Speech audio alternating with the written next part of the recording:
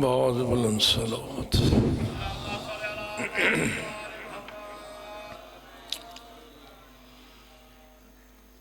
جمیع مرحومین مومنین مومنات جو نور ولایت لے کے راہی آخرت ہو گئے، سب کی بخشش اور بلندی درجات کے لیے بآواز بلند صلوات.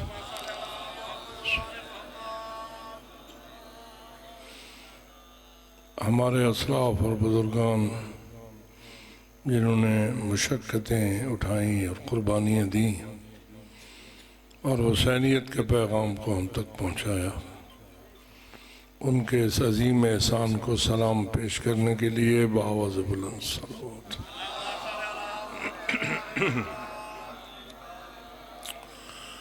بالخصوص جو درجہ شہادت پہ فائز ہوئے ماضی میں یا حال میں، ارض فلسطین میں یا ارض غزہ میں یا دیگر ایسے مقامات پر جہاں دین اسلام کے مجاہدین برسر پیکار دشمنان دین ہیں، ان تمام شہداء کو سلام پیش کرنے کے لیے اور اس محاذ کے تمام مجروحین کی سلامتی و حفاظت و شفا یابی کے لیے بآواز بلند صلوات.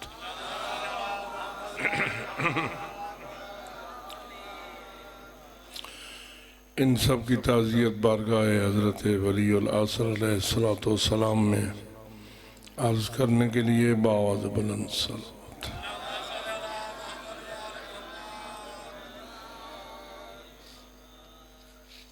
اللہ کی زمین پر عدل و انصاف کے قیام کے لیے اللہ نے جس ہستی کو پردہ غیبت میں محفوظ رکھا ہوا ہے، جو تشریف لائیں گے تو ظلم و جور کا خاتمہ، فسق و فجور کا انعدام ہو جائے گا اور ہر طرف نور عدل و انصاف فروزاں ہو جائے گا. اس مادی برحق کے تعجیل ظہور کے لیے بآواز بلند صلوات.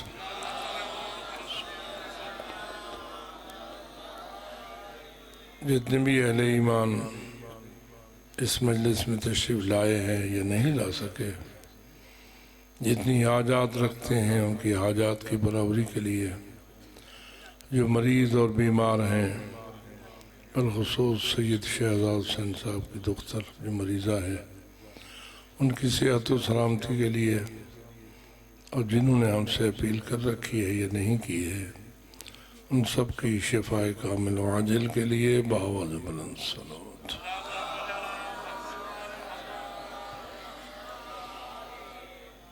ماشاءاللہ لا حول ولا قوة الا باللہ العلی العظیم. رب اشرح لی صدری ویسر لی امری واحلل عقدۃ من لسانی یفقہوا قولی. اعوذ باللہ من الشیطان اللعین الرجیم. بسم اللہ الرحمن الرحیم. الحمد للہ رب العالمین والصلاة والسلام علی اشرف الانبیاء والمرسلین سیدنا و نبینا وشفیع ذنوبنا وطبیب قلوبنا ومولانا ابی القاسم محمد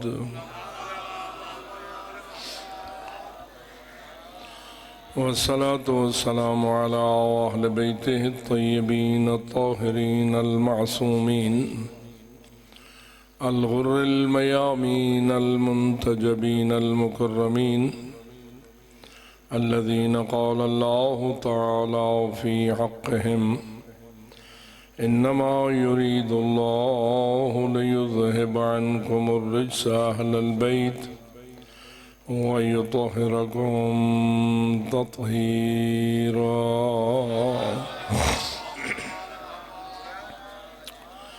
ورحمة الله على أحبابهم وأصحابهم وشيعتهم ومواليهم أجمعين، ولعنة الله على أعدائهم وقاتليهم وظالميهم ملعونين من يوم ظلمهم إلى أبد الآبدين. أما بعد فقال الله العظيم في كتابه الحكيم: بسم الله الرحمن الرحيم. قل هو الله أحد الله الصمد لم يلد ولم يولد ولم يكن له كفوا أحد. كذلك الله ربنا. صلوات.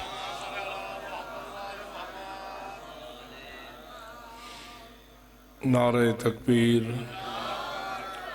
نعرہ رسالت، نعرہ حیدری، حسینیت، یزیدیت، نعرہ صلوات۔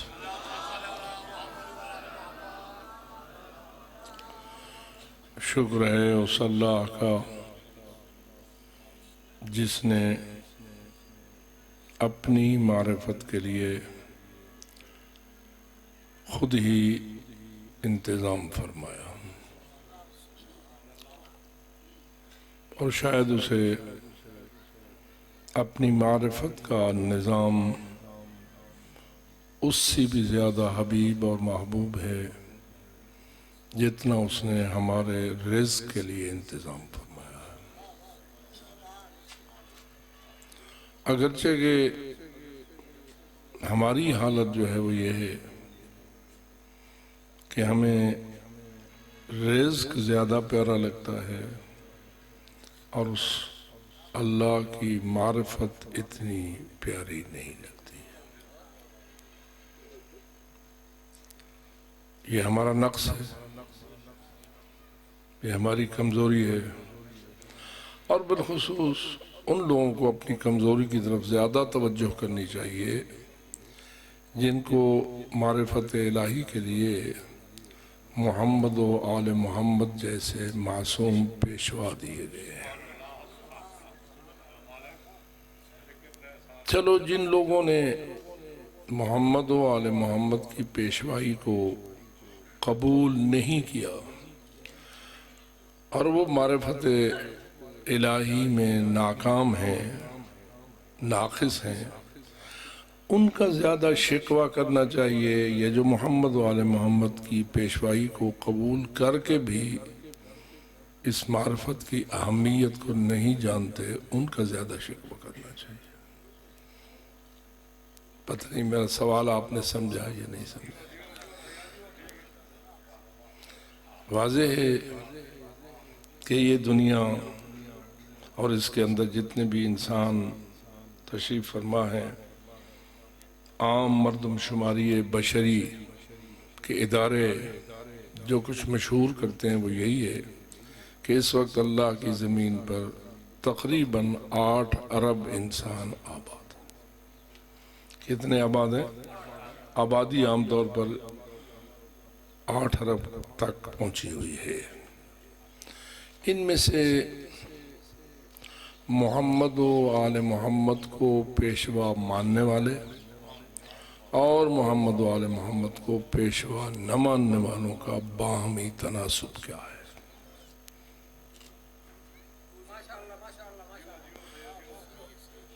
مثلاً جو لا الہ الا اللہ کے منکر ہیں، کیا وہ محمد و آل محمد کو پیشوا مانتے ہیں؟ جو محمد رسول اللہ کے منکر ہیں، کیا وہ پیشوا مانتے ہیں؟ اور جو علی ولی اللہ کے منکر ہیں، باقی بچے کی تھی۔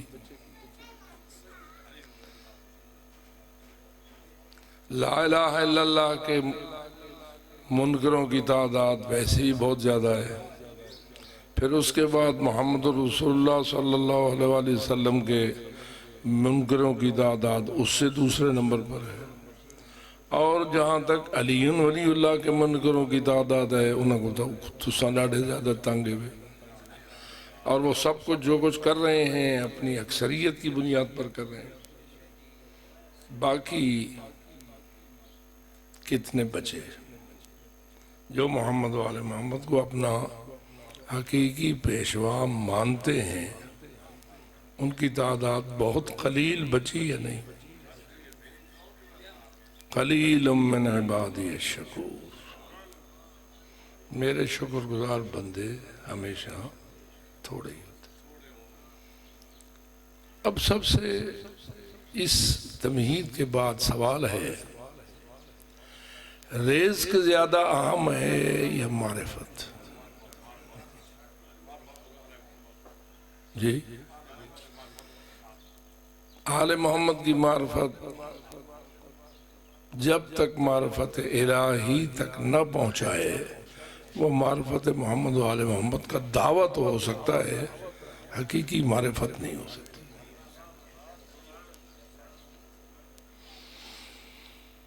علی والا وہی ہے جو اللہ والا ہو، اور الٹ کر دو تو اللہ والا بھی وہی ہے جو علی والا ہو، باقی سارا چکر ہے۔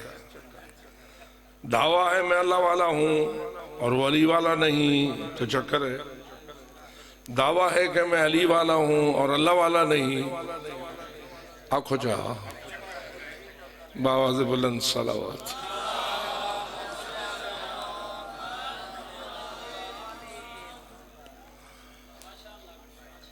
لیکن میرا تو سوال یہ تھا کہ یہ جو دن 24 گھنٹوں کا دن اور رات بنتے ہیں، ان میں سے ہم سب کتنے گھنٹے رزق کی تلاش کو دیتے ہیں اور کتنے گھنٹے معرفت الہی کی تلاش کو دیتے ہیں؟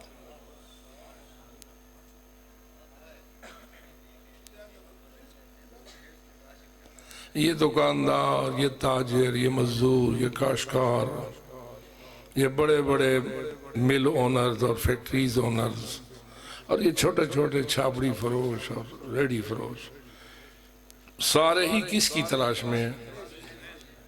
جی، ہمیں جو بائیڈن دی جاتے بیٹھے ہمیں زمین پر جھاڑو دے رہا ہے اور ایک جھاڑو بردار ہے، ان سب کا اصل مقصد رزق کی تلاش ہے۔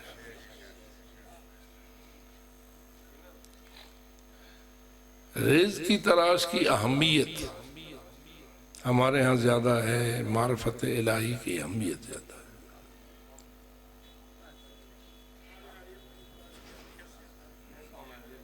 یعنی عملاً رزق کی اہمیت زیادہ ہے، قولاً معرفت کی اہمیت زیادہ ہے۔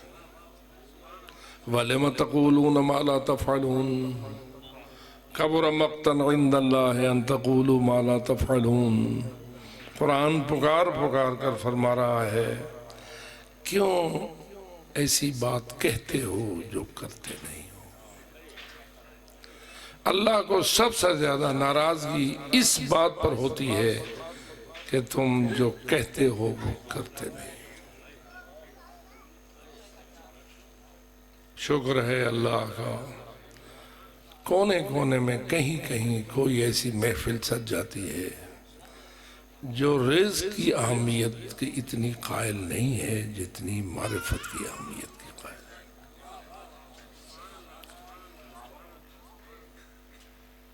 آیا ایسی محفل میں رونق افروز ہونا چاہیے یا نہیں؟ پھر وہی چاہیے تو صحیح، لیکن ہے کیا؟ یہ میں آپ کو توجہ دلانے کے لیے چند جملے کہہ رہا ہوں۔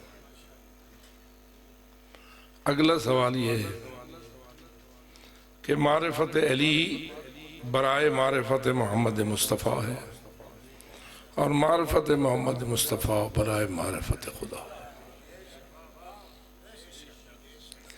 اگر معرفت علی ہمیں معرفت رسول اللہ تک نہ پہنچائے تو کہنا پڑے گا کہ معرفت علی میں تو نے دھوکہ کھایا ہے، اور اگر معرفت محمد مصطفیٰ تجھے معرفت الہی تک نہ پہنچائے تو مان لو کہ اس نے بھی دھوکہ کھایا ہے، جو یا رسول اللہ کو تو بڑے اونچے آواز سے کہتا ہے لیکن اللہ والی بات میں آ کر چکر چلا جاتا ہے۔ لہذا کچھ تھوڑی سی معرفت توحید کی باتیں بھی ہونی چاہیے۔ اللہ اکبر۔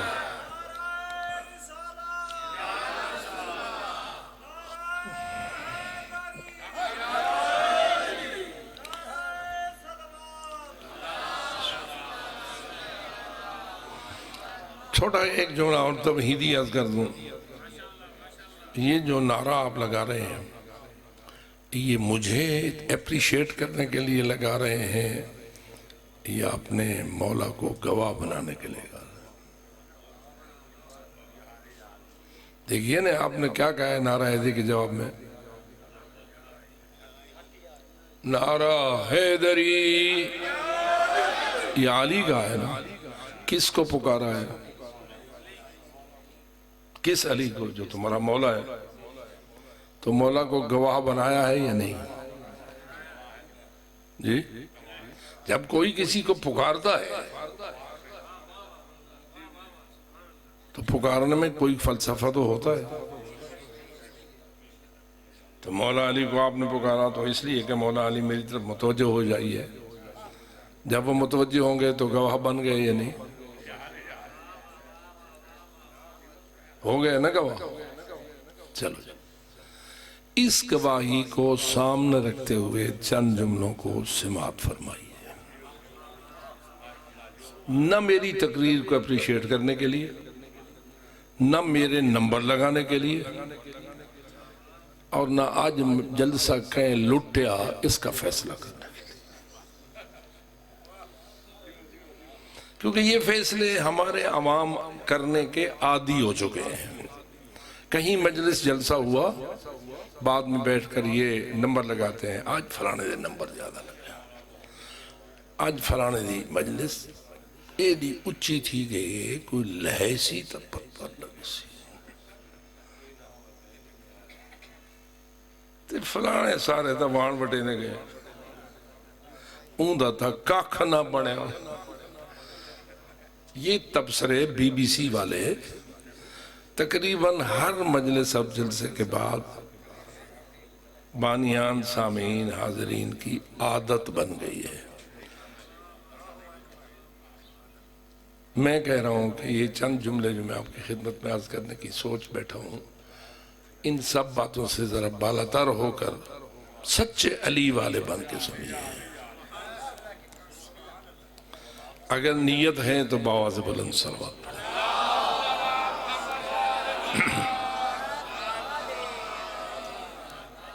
کل کی گفتگو میں نے آپ کو قل ہو اللہ احد میں سے احد کی طرف تھوڑی سی توجہ دلائی تھی کہ احد مثل واحد نہیں. واحد گنتی میں آتا ہے، احد گنتی میں نہیں آتا. توجہ ہو رہی ہے؟ جب بچہ پیدا ہوتا ہے اب کچھ تھوڑا سا بولنے کے لائق بنتا ہے تو بولی سکھانے والا یا والی اسے گنتی سکھاتی ہے. 1 2 3 4، ٹھیک ہے، 1 2 3 4، یہاں سے شروع کرتا ہے پھر علم کی چوٹیوں پہ پہنچتا ہے. ایسا ہی ہوتا ہے یا نہیں؟ اگر 1 2 سے کام شروع نہیں کرے گا تو علم کی چوٹی پہ پہنچنا اس کے لیے مشکل ہے. یہ 1 سے جو کام شروع ہوتا ہے یہ 1 واحد ہے. عربی میں اس 1 کو کیا کہتے ہیں؟ واحد. اللہ فرماتا ہے میرے بارے میں کہو اے میرے حبیب وہ اللہ احد ہے. تم واحد ہو، وہ احد ہے. ہر چیز اس دنیا میں واحد ہے سوائے اللہ. اللہ کون ہے؟ احد ہے. یعنی احد کی ایک پہچان یہ ہے کہ وہ گنتی میں نہیں آتا. یعنی وہ ایسا ایک ہے جس کا 2 ہے ہی نہیں. وہ ایسا ایک ہے جس کا نہ فقط یہ کہ 2 ہے ہی نہیں بلکہ 2 ہو ہی نہیں سکتا. جس کو ہم دوسرے الفاظ میں کہتے ہیں کہ دوسرا اللہ نہ ہے، نہ ہو سکتا ہے، نہ کبھی ہوگا. مثلا جب آپ جنت میں جائیں گے تو کیا پروگرام لے کے جائیں گے؟ کتنے عرصے کے لیے وہاں رہنے کا پروگرام ہوگا؟ ہمیشہ کے لیے ہوگا؟ ہمیشہ کی کتنی صدیاں بنیں گی؟ فرض کیجئے آپ، میں گن تو نہیں سکتے، نہ وہ کو اس کی تعداد شماری ہو سکتی ہے، 1 ارب صدیاں گزرنے کے بعد کیا کوئی دوسرا اللہ ہو سکے گا؟ جی آج ہی مان لو کہ اس جیسا کوئی نہیں ہو سکتا۔ وہ ایسا احد ہے جس کا ثانی ممکن ہی نہیں۔ لیکن یہ بھی ساتھ تھوڑی توجہ کیجئے، ہر واحد کا آدھا ہو سکتا ہے، اس احد کا کوئی نصف نہیں ہو سکتا۔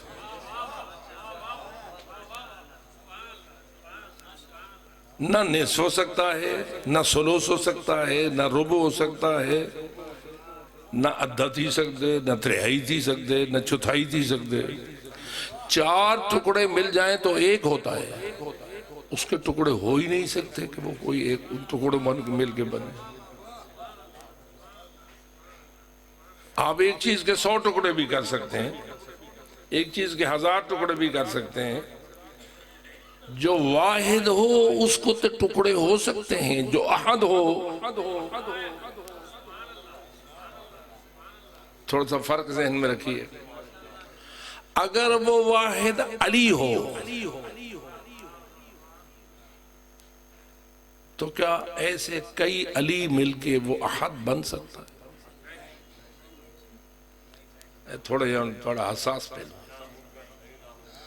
ناممکن منے سے ہو تو معرفت توحید جڑی علی سکھائیے وہ آسی ہے۔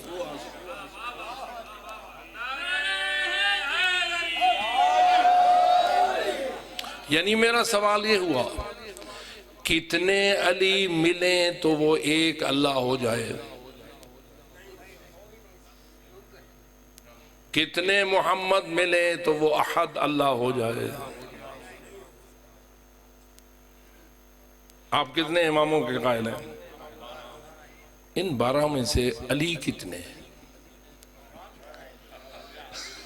صلوات پڑھیے ذرا بابا۔ پہلے امام علی، چوتھے امام علی، 8ویں امام علی، 10ویں امام علی۔ ٹھیک ہے، کتنے ہو گئے علی؟ 4 علی ہو گئے۔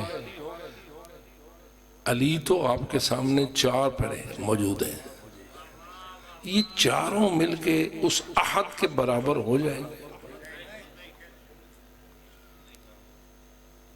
ایک اللہ جیسے ہو جائے؟ کوئی تھوڑی شان ہے علی کی؟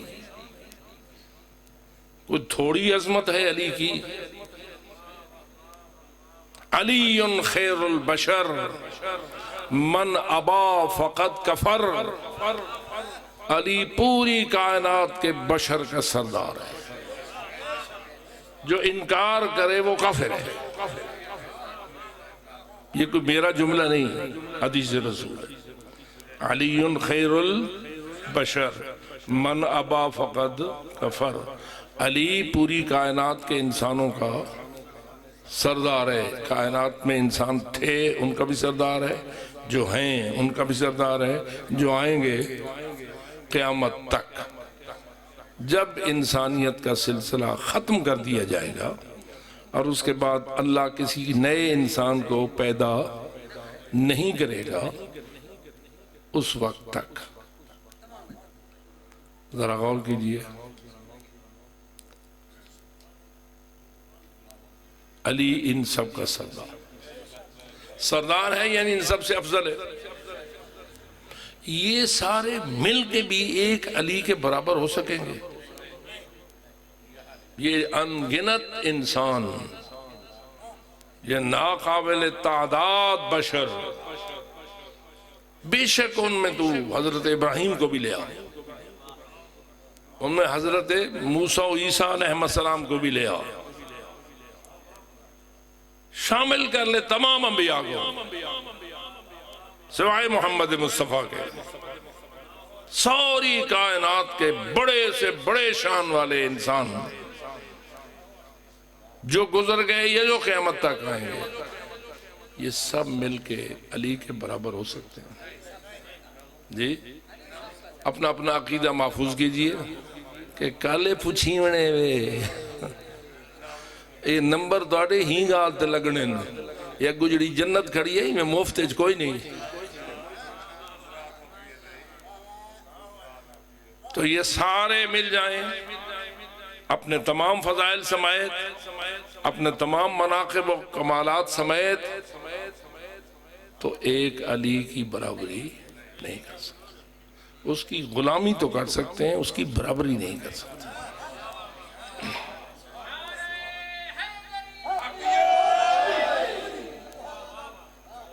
کیا خیال ہے میں فضائل علی پڑھیں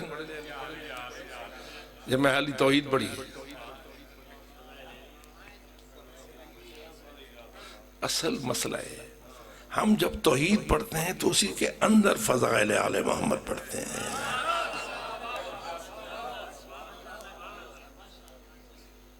یہ سارے اپنے فضائل و کمالات سمیت مل کر ایک علی کے برابر، کتنے علی ملیں تو ایک اللہ کے برابر ہو جائیں۔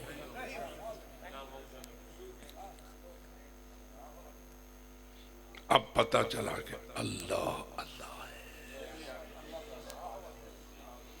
کتنا دھوکہ کھایا ہے ان لوگوں نے، کوئی علی کو رب کہہ رہا ہے، کوئی علی کو اللہ کہہ رہا ہے، کوئی محمد کو کیا کہہ رہا ہے، کوئی کسی مخلوق کو اس خالق کی مثل قرار دے رہا ہے۔ اول معرفت توحید میں ناقص ہیں، جس کا نتیجہ کوئی اس گمراہی میں جا رہا ہے، کوئی اس گمراہی میں چلا ہے، کوئی اس گلی میں داخل ہو گیا ہے، کوئی اس سڑک پہ چڑھ گیا ہے۔ اور پھر مصیبت یہ ہے کہ جو صراط مستقیم سے ہٹ کے کسی مغضوب علیہم اور ضالین کی گلی میں جائے گا، جتنا آگے جائے گا دور ہوتا جائے گا یا واپس آ جائے گا۔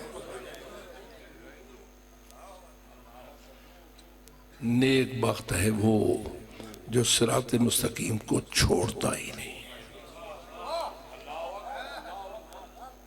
اسی کو کہتے ہیں اہدنا الصراط المستقیم، اور شاید اس لیے اللہ نے صاف فرما دیا ہے صراط الذین انعمت علیہم، کہ جب تم انعمت علیہم کی صراط پہ چلتے رہو گے صراط مستقیم کو چھوڑ ہی نہیں سکو گے۔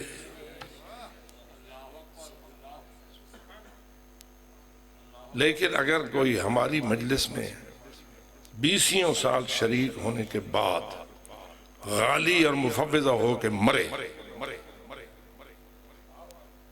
ناراض تو نہیں ہو گیا؟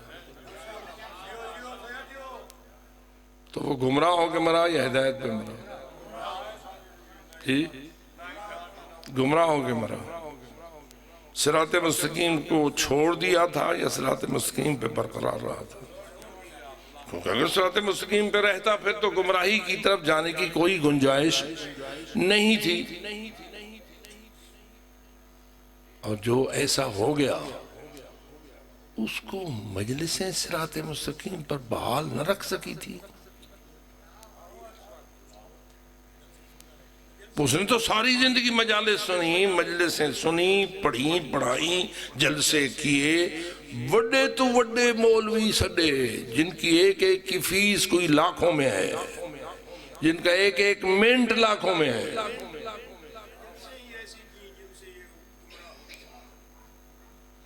اب میں کس کا شکوہ کروں؟ توجہ رہے، میں پہلے کہہ چکا منکرین لا الہ الا اللہ کا شکوہ، منکرین رسالت محمد مصطفیٰ کا شکوہ، منکرین ولایت علی کا شکوہ زیادہ ہے یا ان اقرار کرنے والوں کا شکوہ زیادہ کروں گا؟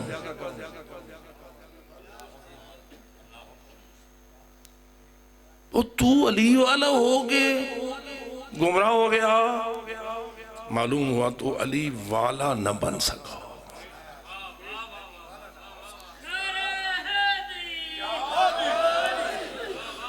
اور اگر اگر تو منحرف ہو رہا تھا تو جن مجلسوں میں جاتا تھا اس نے تجھے انحراف سے بچایا کیوں نہیں؟ جو سخنور، جو مقرر، جو ذاکر، جو بیان کو کرنے والا کروڑوں تجھے لے گیا، اس نے تجھے اس انحراف اور گمراہی سے نکالا کیوں نہیں؟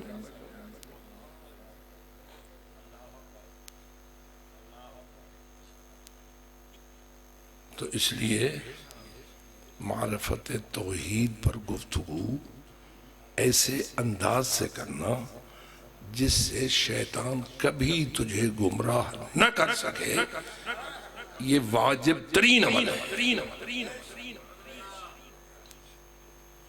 گمراہ کوئی تبھی ہوتا ہے جب اس کا اپنا نظریہ کمزور ہو جاتا ہے، دلائل سے محروم ہو جاتا ہے، فکر کوتاہ ہو جاتی ہے، یا فکر میں انحراف آ جاتا ہے، کج فکر ہو۔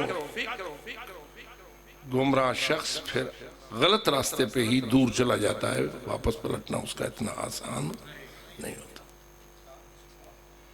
تو میں نے یہ جملے جو آپ کو کہے کہ کتنے علی مل کے اللہ کے برابر ہو سکتے ہیں؟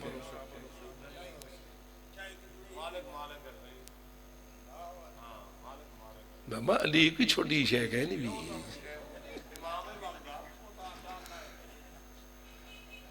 میں تجھ سے یہ گفتگو اس لیے کر رہا ہوں کہ تو اپنے علی والا ہونے کا دم بھرتا ہے، تیری مجلسوں کی شناخت ولایت ہے، بیان ولایت ہے، تیرے نعرے بتا رہے ہیں کہ تو اللہ اکبر یا رسول اللہ کے بعد نعرہ حیدری لگاتا ہے، اور نعرہ حیدری میں تو یا علی کو بلا کر اپنا گواہ بناتا ہے۔ اور اگر تو غلط ہو جائے تو اس کا مطلب کوئی علی کا قصور ہے؟ کس کا قصور ہے؟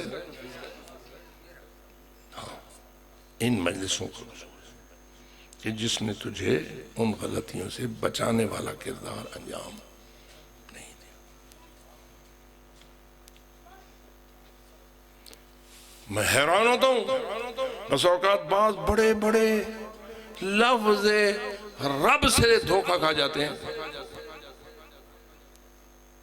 اچھا میں آپ تمام صاحبان عقل سے پوچھتا ہوں، اللہ ہی رب ہے یا اللہ بھی رب ہے؟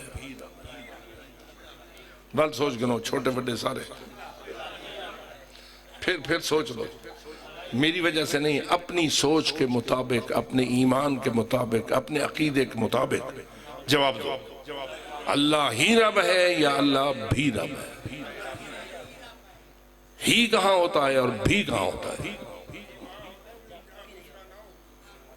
ہاں ٹھیک ہے، ہی وہاں ہوتا ہے جہاں ایسا کوئی دوسرا، اور بھی جہاں کوئی دوسرا ہو، یا میرے الفاظ میں کم از کم ہو سکے۔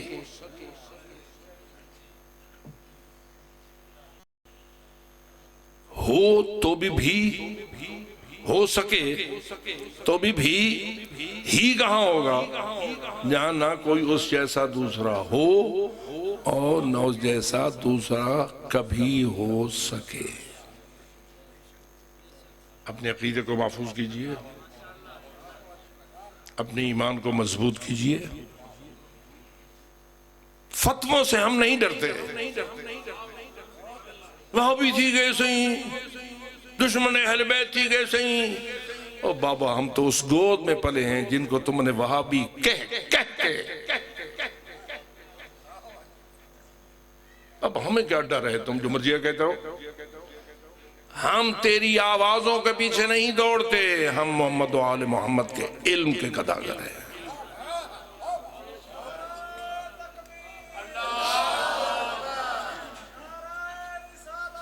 یا رسول اللہ،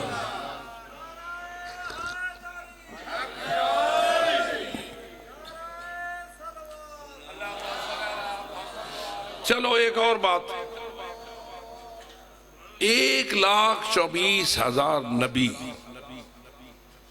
جن میں 313 رسول بھی ہیں اور 5 اولو العزم بھی ہیں اور ایک سید الانبیاء بھی ہے۔ ایسا ہے یہ 1,24,000 کا یہ تعداد جو ہم بیان کرتے ہیں، اس میں کتنے ہیں؟ 313 رسول ہیں اور 5 اولو العزم ہیں اور 1 سابقہ سردار ہے۔ یہ سارے مل کے اپنے فضائل و مناقب سمیت ادھا لذت ہی ویسی۔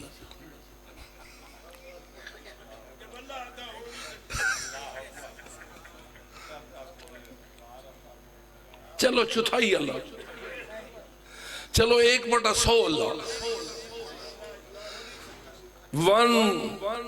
1000 یعنی 1/1000، 1/1,00,000 کتھائیں تک کھڑو۔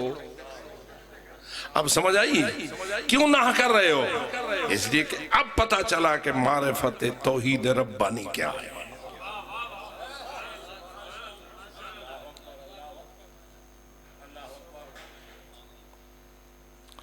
جب آپ جنت جائیں گے اور آپ وہاں رہیں گے ہمیشہ، تو آپ کی انتہا ہوگی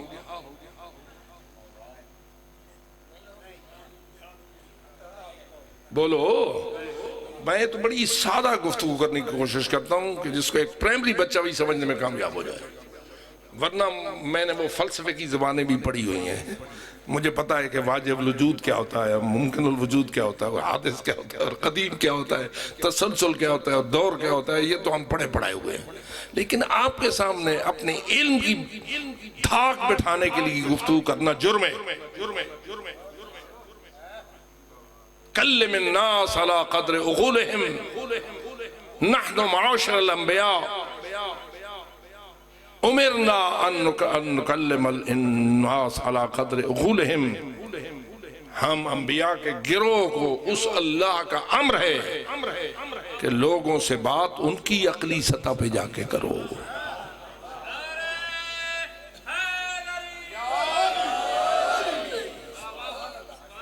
پڑھانے والا ہو پی ایچ ڈی کی کلاس والوں کا کلاس آ جائے اس کے سامنے پرائمری والی،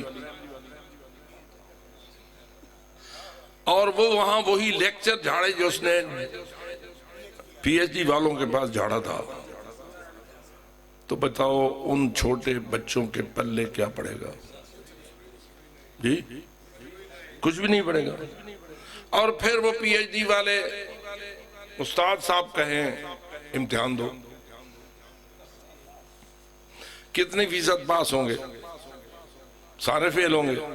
اب پھر اٹھائے ڈنڈا بنائے مرغا اور دے سزا،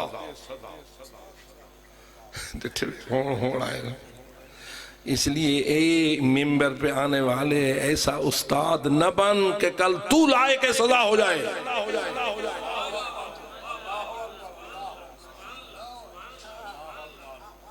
اور کتنا عجیب کمرہ امتحان ہے جس کے نمبر لگانے والے شاگرد ہوتے ہیں اور نمبر استادوں کے لگاتے ہیں، اور جس کو پاس سمجھتے ہیں اس کو نیاز دیتے ہیں، فیس دیتے ہیں۔ یہ الٹا سا پروگرام ہے،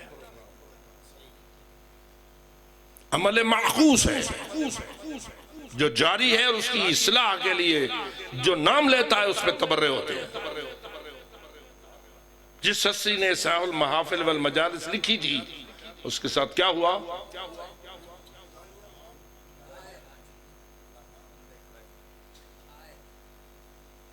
تو میں آپ سے یہ سوال کر رہا تھا کہ 1,24,000 انبیاء و رسول و سید الانبیاء مل جائیں تو اللہ کا کتنا حصہ بن جائے گا؟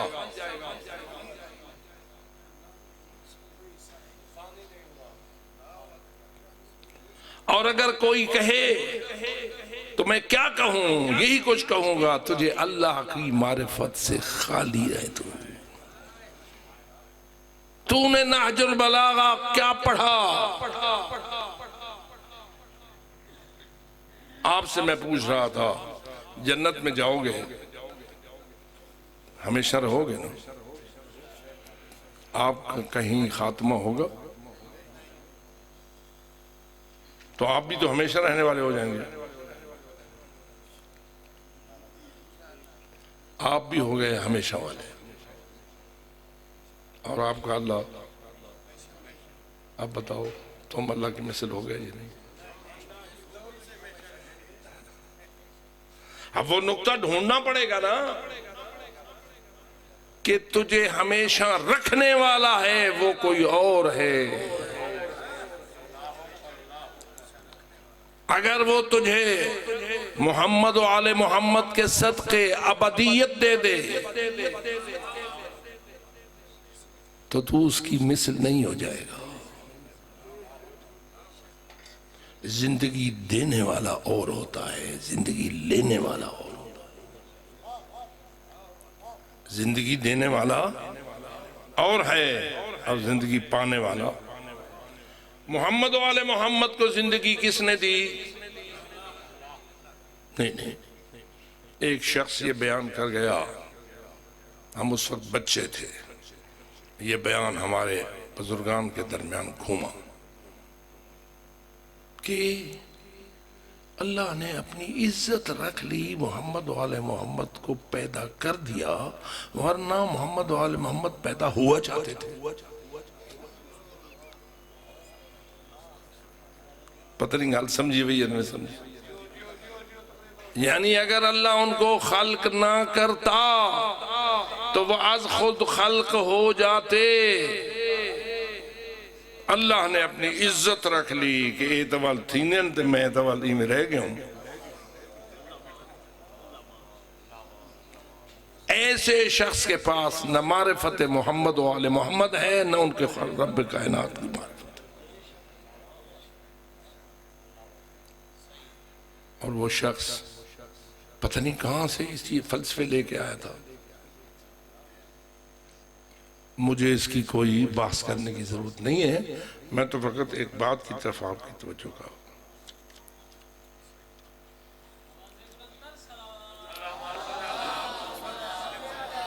یہ انشاءاللہ آخر میں کوئی تھوڑا سا سوالوں کے جواب باز کر دوں گا.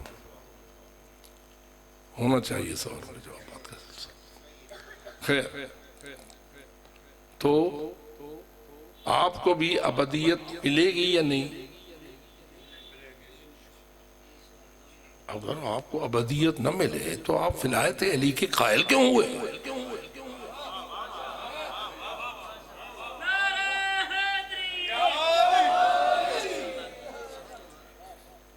ولایت علی کا تحفہ یہی ہے، انعام یہی ہے کہ آپ کو بھی ابدیت نصیب ہو جائے. لیکن ابدیت نصیب پانے والا اس کی مثل نہیں ہو سکتا جو ابدیت دیتا ہے.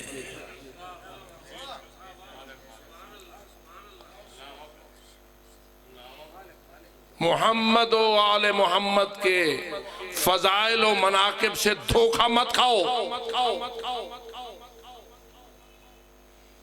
ایسا نہ ہو جیسے کہ حضرت موسیٰ علیہ السلام کے فضائل اور عزیر علیہ السلام کے فضائل اور عیسیٰ علیہ السلام کے فضائل و مناقب سن کر ان کی قومیں دھوکہ کھا گئی. کیا خیال ہے حضرت عیسیٰ کو جو ابن اللہ کہنے والوں نے ابن اللہ کہا، صحیح کہا یا دھوکہ کھایا؟ جی کس چیز نے دھوکہ دیا ان لوگوں کو؟ ذرا غور کر. جب حضرت عیسیٰ نے ماری مثلاً ٹھوکر اور مردہ ہو گیا زندہ، تو اب یہ فیصلہ تو اس دیکھنے والے کا ہے نا. یہ عیسائی ہے جو زندگی دے رہا ہے یا عیسیٰ کے پیچھے کوئی اور طاقت ہے جس نے عیسیٰ کو بھی زندگی دی ہے؟ جس نے اس ہستی سے آنکھیں بند کی دھوکہ کھا گیا تو عیسائی ہو گیا، اور جس نے اس ہستی کی طرف توجہ بحال رکھی اور اس عمل سے دھوکہ نہ کھایا تو وہ عیسائی نہ ہوا. کیا عیسیٰ علیہ السلام کے فضائل و مناسب سے، فضائل و کمالات سے دھوکہ کھانا آسان ہے یا علی کے فضائل سے دھوکہ کھانا؟ یعنی علی مولا کے فضائل بڑے ہیں یہ حضرت عیسیٰ مسیح کے ہیں؟ بولو بولو، کوئی حج نہیں، اپنا عقیدہ بتاؤ۔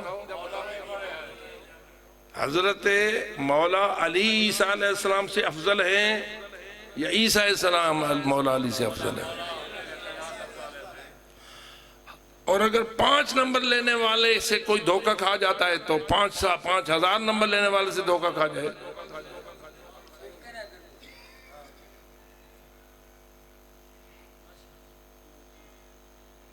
کتنا عظیم ہے وہ مومن جو علی کے کمالات کو سن کر مان کر بھی دھوکہ نہیں کہتا، اور کہتا ہے علی علی ہے، علی کو علی بنانے والا اور ہے۔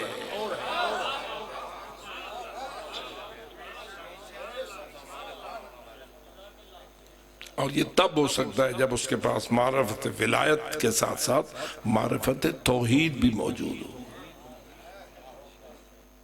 اور سب سے بڑا افسوس تب ہوتا ہے تیرے پاس نہج البلاغہ جیسی توحید کی تعلیمات موجود ہوں اور دھوکہ تو کھائے۔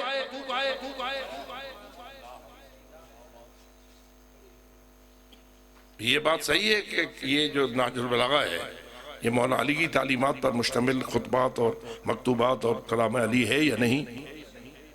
پاک کے وے یا شک کے وے؟ جو پاک کے وہ سلوات پڑھے۔ یہ سلوات اس لیے پڑھواتا ہوں کم از کم یہ لکھ تو لے، یہ دائیں والا لکھ لے بھئی یہ بندہ سلوات پڑھ کے گواہی دے رہا ہے کہ میں نہج البلاغہ کو کلام علی علیہ السلام میں برحق مانتا ہوں۔ لیکن اگر تو کلام برحق تو مانے لیکن کوئی آئے اور تجھ سے تعلیمات نہج البلاغہ کے خلاف عقیدہ منوا لے،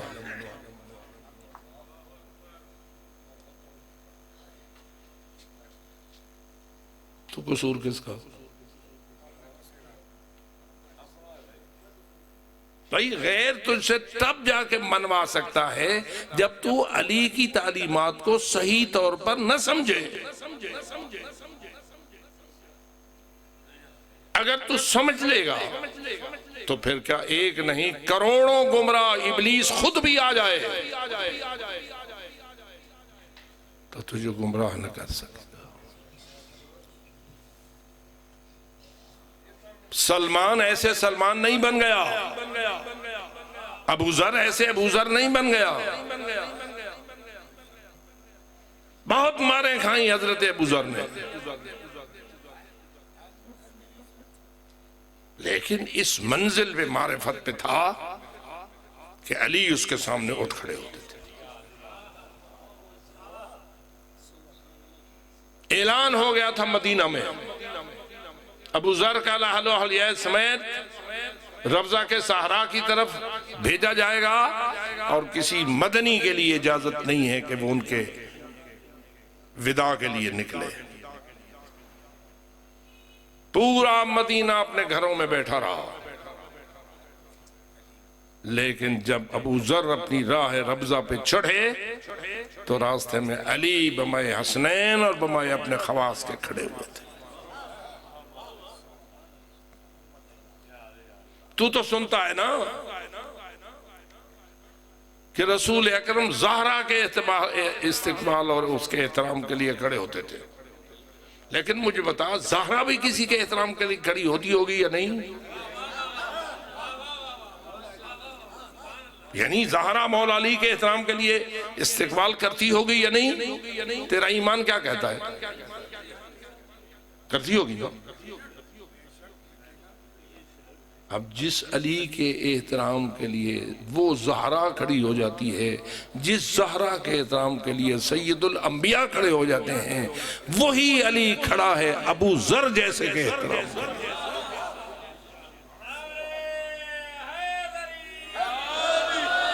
یہ عزت و عظمت علی نے ابو ذر کو کیوں دی؟ کوئی بڑا مالدار تھا؟ اور علی کی نگاہ میں کوئی مال کی بڑی عزت تھی؟ غری غیری طلقتک سلاسل لا رجوع بعدہا،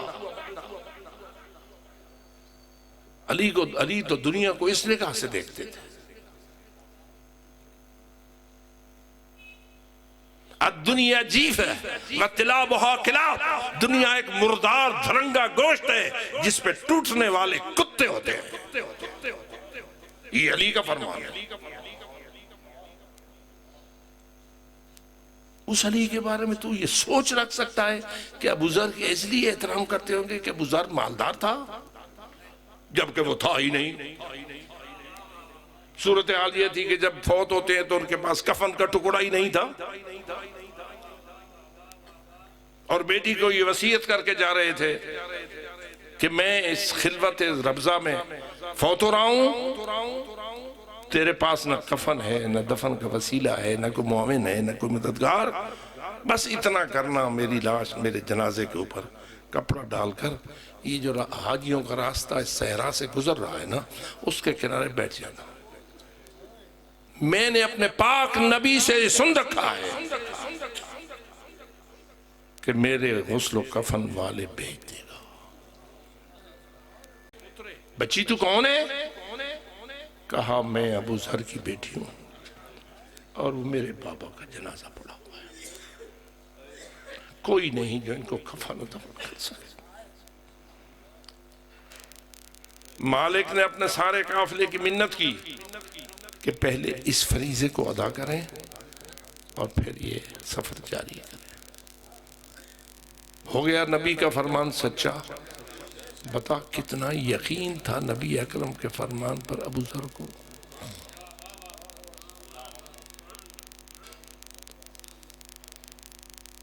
یہ ابو ذر ہے، چونکہ ایمان کی ان بلندیوں پر فائز تھے، ہر حال میں علی کی حمایت کو نہ چھوڑا اور سچا ولایت علی کا عقیدہ ثابت کر کے دکھایا،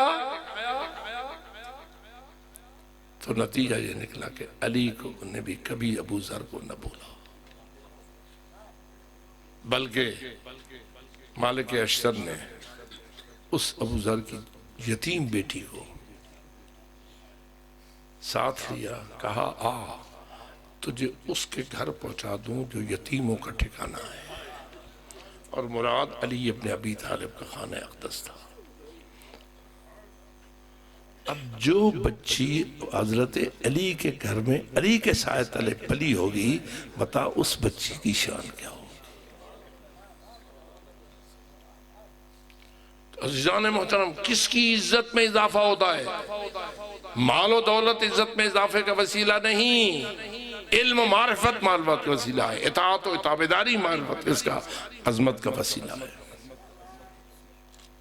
اس لیے یاد رکھ میرے دوست، ان مجالس کو بانیان، سامعین اور مقررین سب مل کے ایسا بنائیں کہ اس سامعین میں سے کسی کو شیطان گمراہ کرنے میں کامیاب ہو سکے، اور صراط مستقیم سے انحراف کی چالیں شیطان کے پاس کتنی ہیں، کتنا بڑا چالاک ہے ابلیس، کتنا عیار ہے، کتنا دھوکہ باز ہے۔ جتنے بھی دنیا کے عیار اور شیطان ہیں ان سب کا استاد ابلیس ہے، اور پھر اس کا تجربہ گمراہ کرنے کا کتنا ہو چکا ہے۔ آج تو اگر اس 2025 یا 24 میں بیٹھا ہے تو بتا شیطان نے گمراہ کرنے والا فن کب سے استعمال کرنا شروع کیا؟ لے کے آدم علیہ السلام کے سجدے کے انکار سے آج تک اس نے اپنے فن کو استعمال کرنے سے تھوڑا سا قدم پیچھے ہٹایا، کتنے کتنوں کو گمراہ کیا، کس کس کے قدم ڈگمانے میں کامیاب ہو گیا۔ جب وہ ہم پہ ڈورے ڈالے گا تو ہم اس کی چال سے کیسے بچیں گے؟ نہیں بچ سکیں گے مگر یہ کہ ہمارا ہاتھ علی کے دامن میں سچا اور پختہ موجود ہے، اور دامن کوئی کپڑے کا نہیں ہے، یہ علم و تقوی کا دامن ہے۔ ہم نے اگر علی کا دامن تھامنا ہے تو ہمیں اس علم و تقوی سے فیض پانا ہوگا جس کا امیر المومنین علی ہے، جس کا امام المتقین علی ہے۔ وہ مجلسیں اس مقصد کے لیے ہونا چاہیے۔ تو پھر میں نے یہ ساری بحث تھوڑی سی جو آپ کی خدمت میں عرض کی اور مقابلہ لے آیا آپ کے سامنے، کتنے علی ملیں تو ایک اللہ ہو جائے؟ نہیں ہو سکتا۔ چلو آدھا اللہ ہو جائے، 100 ایسا ہو جائے، لاکھواں ایسا ہو جائے۔ لیس کمثلہ شیء لا یتجزا لا حد له ولا ند له لیس لصفتہ حد محدود ولا نعت موجود ولا وقت معدود ولا اجل ممدود۔ اس جیسا کوئی نہیں ہو سکتا۔ امیر المومنین نے تو اس لیے عرض کر رہا ہوں، توحید صورتحال یہ بن گئی ہے کہ درس توحید ایک خشک ترین موضوع قرار پا گیا ہے۔ بھاگتے ہیں مقررین توحید کے بیان سے۔ کہا جائے 1 لاکھ روپیہ لے لینا، میرے کو آندھی نہیں، میں پڑھساں کیا؟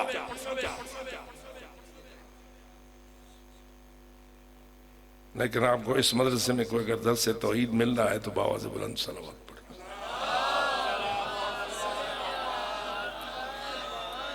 لیکن میرے عزیز، ہر شے تیرے جمال کی آئینہ دار ہے، ہر شے پکارتی ہے پروردگار ہے۔ آنکھ کی روشنی، دل کی آواز تو، تھا بھی تو، ہے بھی تو، ہوگا بھی تو ہی۔ نعرہ حیدری۔ یہ کسی برادر نے چھوٹا سا سوال لکھا تھا، جو میں سمجھاؤں وہ تو یہی ہے، جہنم کا خاتمہ ہوگا کسی مسلمان کا۔ یہ ہے جملے، جہنم کا خاتمہ ہوگا کسی مسلمان کا۔ اگر مسلمان ہوگا پہلے تو جہنم جائے گا نہیں، اور اگر اپنی غلطیوں کی وجہ سے جہنم جائے گا تو اللہ غفور الرحیم ہے۔ غلطیاں اتنی نہیں ہو سکتی جتنی رحمت خدا آتی ہے۔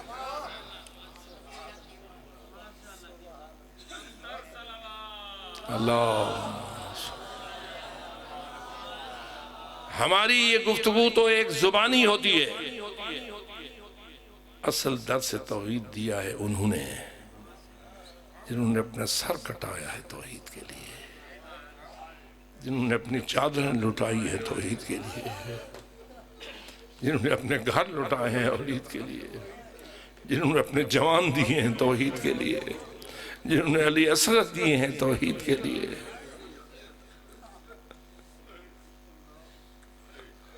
پتہ نہیں ہمیں کیسی یہ بات سمجھ آئے، وہ جو کربلا میں زخم میں ڈوبا ہوا پڑا تھا، اتنے زخم لگ چکے تھے زہرا کے لال کو کہ اگر شمر اور اس جیسے قاتل کوئی اقدام نہ کرتے تو حسین آخر ختم ہی ہو جاتے۔ اتنا خون بہا تھا کہ بچ سکنے کا کوئی امکان نہیں تھا۔ میں اگر آپ سے یہ پوچھوں، علی کے سر پہ جو تلوار زہرہ آلود ابن ملجم نے چلائی تھی، اس کی وجہ سے جو مولا علی کا خون بہا تھا وہ زیادہ تھا یا جو خون حسین مولا کے بدن؟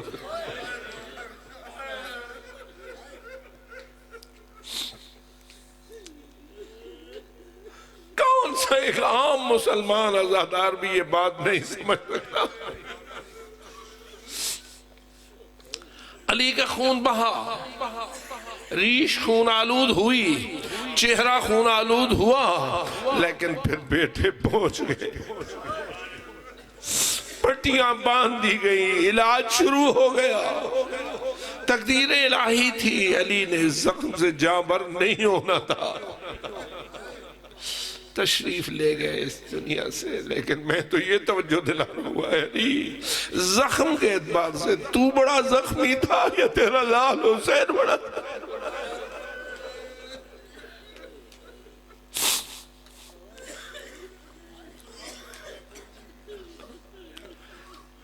اے زینب کبریٰ، زینب علیہ، تو نے اپنے بابا کا زخم بھی دیکھا اور تو نے اپنے بھائی حسین کی حالت کو بھی دیکھا. سنا ہے کبھی آپ نے اور سوچا ہے کبھی اس بات پر کہ جب چادر چھن چکی تھی، قیدی بنا لی گئی تھی، رسیوں میں جکڑی جا چکی تھی اور مقتل پہ لائی گئی تھی، تو کیوں کہا اس نے انت اخی الحسین؟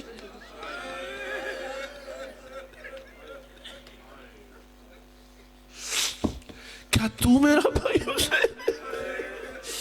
جس کی گویا شرم میں یوں کہوں گا ابھی تو کچھ دیر پہلے میرے دروازہ خیمہ پہ کھڑے ہوئے آپ فرما رہے تھے اختی زینبی دینی میں ثوب عتیق، اے میری بہن زینب مجھے کوئی پرانا لباس دے دو. اس وقت تو تیری یہ حالت نہ تھی کہ تو وہی حسین ہے. ذرا بتا علی کا دیدار جو مدینہ میں کوفہ میں ہوا تھا بی بی دختر عالیہ کو، وہ سخت تھا جب میدان کربلا میں ہوا تھا.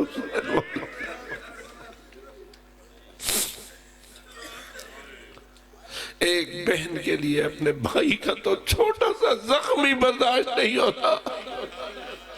یہاں ایک بہن تو نہیں، کتنی بہنیں آزاد نہ تھی بلکہ قیدی بنا لی گئی، آرام سے نہیں اتری تھی بلکہ اونٹ کی بھوج سے کربلا کی خاک پہ آئے. اور کسی ظالم نے بیٹھ کر رونے کی اجازت نہ دی تھی. روایت کے مطابق شمر ابن ذوالجوشن تھا یا زجر ابن قیس تھا جس ملعون کے ہاتھ میں تازیانہ تھا، وہ بیویوں کی پشتوں پہ یہ کہہ کے برساتا تھا ہمارے پاس اتنا وقت نہیں ہے کہ تمہیں لاشوں پر بیٹھ کے رونے کی، ہم نے تمہیں جلدی سے کوفہ کے دربار میں بھیجا. اللہ جانے وہ کتنا سخت لمحہ ہوگا جب بیبیاں ان تمام مصائب سے فارغ تو نہیں ہوئی، مجبور ہو کر ان اونٹوں پہ دوبارہ چڑھا دی گئی تھی جن پہ قیدی کر کے اٹھی تھی. اور پھر کیا حال تھا؟ فقط یہی حال تھا نا کہ ظالم اونٹوں کو مار کے دوڑاتے تھے اور بیبیوں کے پاس اور کوئی چارہ نہ تھا، مڑ مڑ کے دھوپ میں پڑے ہوئے. اور بالآخر وہ وقت بھی آ گیا جب آنکھوں سے وہ زخمی جنازہ بھی چھپ گیا. بس ایک آخری جملہ، اگر کسی بہن کے سامنے اس کے بھائی کا کٹا ہوا سر ایک لمحے کے لیے لایا جائے اور پھر زندگی بھر اس کے سامنے نہ لایا جائے، وہ ہمیشہ روتی رہے گی اور کہے گی میری آنکھوں کے سامنے سے بھائی کے کٹے ہوئے سر کی تصویر ٹلتی نہیں ہے. جب بھی آنکھ بند کرتی ہوں کٹا ہوا سر بھائی کا سامنے آ جاتا ہے. اب بتا زینب عالیہ کا کیا؟ آنکھ بند کرتی ہے تو بھی مظلوم کا کٹا ہوا سر، آنکھ کھولتی ہے تو بھی مظلومین کے کٹے ہوئے سر. یہ وہ سفر ہے جو کوفہ سے لے کے شام تک ہوا. اللہ جانے کتنی ہمت والی ہے علی کی شیر دل بیٹی کہ رسیوں میں جکڑی ہوئی حالت میں یزید کے قاتل اور بدماش ماحول میں کھڑی ہو کے رسیوں میں جکڑی ہوئی قیدی بن کے کھڑی ہے اور پھر بھی کہہ رہی ہے یا یزید قید قیدک وسع سعیک وناسب جہدک واللہ لا تمحو ذکرنا ولا تمیت وحینا. کر لے جو ظلم کرتا ہے کر، جو تیرے بس میں ہے کر، ہر قسم کی چال چل، لیکن میں بھی اللہ کی قسم کھا کے کہہ رہی ہوں تو میرے نانا کا دین مٹانا چاہتا ہے کبھی کامیاب نہ ہوگا. تو ہم اہل بیت کے ذکر کو ختم کرنا چاہتا ہے، کبھی کامیاب نہ ہوگا۔ گواہی دیجئے کیا اس بی بی کا یہ فرمان پورا ہو چکا ہے یا نہیں؟ دین زندہ ہے اور زندہ رہے گا، اس میں آپ کی عزاداری کا بھی حصہ ہے۔ خداوند تعالی ہمیں سچا عزادار بن کر جینے اور مرنے کی توفیق عطا فرمائے، اور اس مجلس اور مدرسہ اور جامعہ کے معاونین کو توفیق خیر عطا فرمائے، ان کی حاجات کو پورا کرے، ان کے رزق میں برکت عطا فرمائے، آپ سب کی حاجات کو پورا کرے اور آپ سب کے رزق میں وسعت و برکت عطا فرمائے۔ اللہم انا نسألک زیادة فی العلم وبرکة فی الرزق وصحة فی الجسم وطولا فی العمر ونورا فی القلب وتوبة قبل الموت وراحة عند الموت ومغفرة بعد الموت وعفوا عند الحساب ونجاة من النار ودخولا في الجنة۔